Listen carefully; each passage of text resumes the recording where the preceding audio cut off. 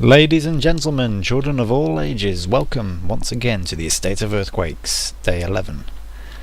On the Gazette we have again no deaths, which is a good thing. 806 zombies against our 861 defences. Things are starting to heat up right now. As you can see, 5 exploding grapefruits and a typical haul from the veggie plot. It's all good stuff. And here's the bank. We've been using a few resources, specifically our nuts and bolts on certain buildings like the water filter. We're collecting our exploding grapefruit for when we need them, and we still have drugs. These jerry cans, there's some people holding them in their houses, so we have more jerry cans than that. And we have been using water for certain buildings and using the jerry cans. Now we have filter, so water really isn't a problem at this stage. And news just in, our good old workshop has gotten trapped on zone -112. Luckily, Nixowl is able to make it with some of our resources, so he shouldn't be stuck out there for too long. On the map, there he is. Yep, he does have a blueprint from camping at the collapsed mine shaft, so Nix will be saving him, and all should be well. We only have 2 buildings now left to explore. The warehouse in the top right, and this buried building. I wonder if it's the other special abandoned zone. We'll soon see. The exploding grapefruits will be helping very much so to get to those buildings if we plan on that. Here's our estimate and prediction. We're going to meet the attack just fine. We've got over 1,000 defense, but tomorrow it's heating up a bit. We probably will be working on the water turrets for tomorrow since we have the abundance of water, and we should be meeting the defence. We'll soon see when we get constructing. Speaking of constructions, on the construction site we managed to build quite a lot. Yeah, look at all that blue. We have the fertilizer done, we have sluice done, uber wall done, water filter, water purifier, and we found the automatic piston lock.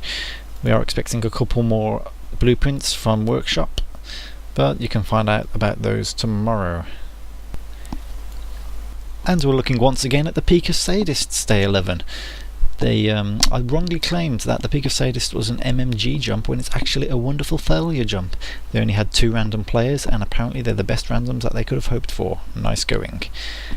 Having a look here, you can see their defences, 115 defence against their predicted attack of 781 to 807, which is rather nice for them considering yesterday's attack was much higher.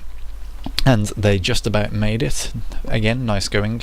As far as I know, I think it's still only 2 deaths. I could be wrong, I'm pretty sure that's just the case. I can't be bothered to look it up. Yeah, here is their construction. A lot of nice buildings.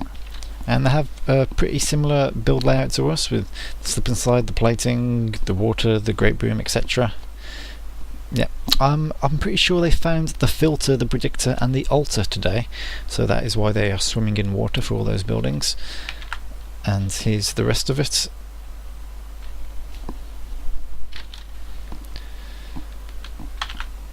Okay, yes, their attack for tomorrow is rather scary. It's very similar to ours, so we're much in the same boat, so it's going to be interesting to see how our comparisons to meet up this defence will go down tomorrow. So Peak of Sadists, I wish you the best of luck. And news just in, it looks like Dictator is the one who's gone to save good old Mr. Workshop. So he's used drugs, alcohol, and probably will be heroic returning back. All good as long as Mr. Workshop can get back into town nice and safely. Good job, guys. Okay, I know what you're thinking. How on earth did Dictator manage to find Workshop out there all alone in the sand like that? Well, they colour coordinated their clothing. Dictator was wearing the blue bikini and Workshop was wearing his turquoisey one. It worked, just don't ask how, but that's their system. Nice going. Now, I did want to hang around a little bit longer to see what blueprints Mr. Workshop was bringing back, but alas, I have other plans. So my citizen highlight for the day is Little Marie, who's been playing since Season 1 and has been a good friend of mine through the Apostle days. Now, she is also a community companion. Nice going, Little Marie. You do need to change your personal description though, since you are no longer a resident. Yes, you did buy those hero days. You probably all know Little Marie from the QuakeNet chat, and you probably know how organised and good of a player she is. So I'm glad to know you, Little Marie. Thanks for all your hard work in this town. So tune in tomorrow for Day 12.